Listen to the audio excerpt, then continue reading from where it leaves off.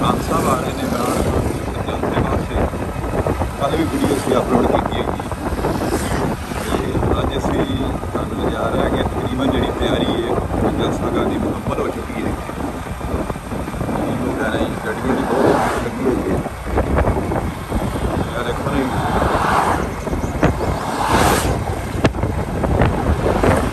साढ़े नाल तुसीं रहना है असं कहना इसका विजिट कराने जलसा गाज एयरपोर्ट से जा रहे हैं ये है कपाल नगर रोड नब्बा मोड़ कपाल नगर रोड नब्बा मोड़ असं 90 मोड़ों कपाल नगर वाली साइड से जा रहे हैं ठीक हो गया जी 90 मोड़ों तकरीबन 2 किलोमीटर की दूरी के उत्ते जोड़ा है कि इंतजाम किया गया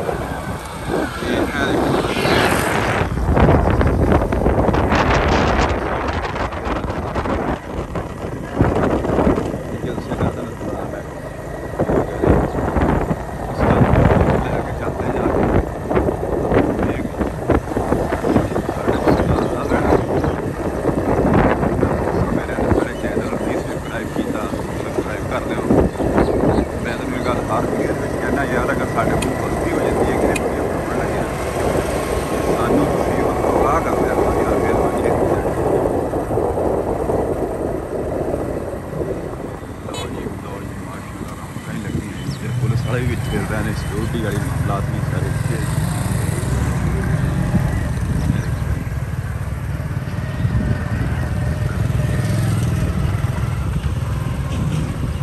उधर पानी वाला भी स्टाल लगा भी किसी बंदे प्यास लगे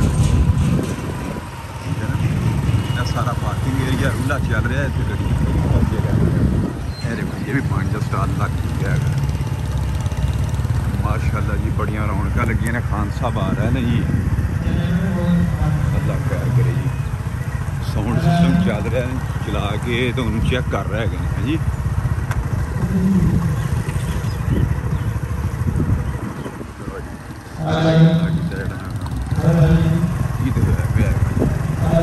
दोस्त भी आया पहुंचे ना देख लो जी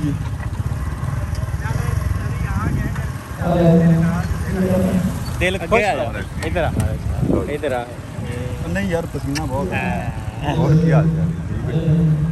है देखो दोस्त भी विजिट करने वास्ते आए थे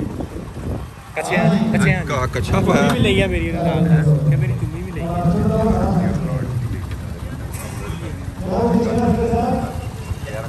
खान खान प्यार सिक्योरिटी का बंदा आ गया बड़ा टाइम काश यार असी हो ली अगू आजा यार काशी अच्छा आ जाओ देखो ना सारे बोर्ड वगैरह लगने ही तक मशीना शुरू लग गया काम वास्ते इतने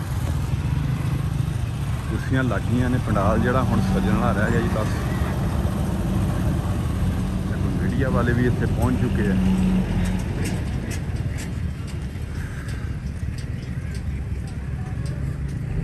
देखो जी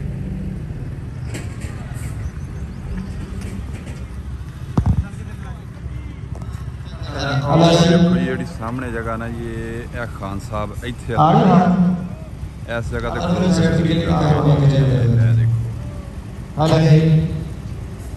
इतने पहुंचना खान साहब ने ये लगा चल आ यार काशी चेक कर रहा नंबर तोड़ के चलिए यार हेलो काशी आ यार मोटरसाइकिल तो लै चली यार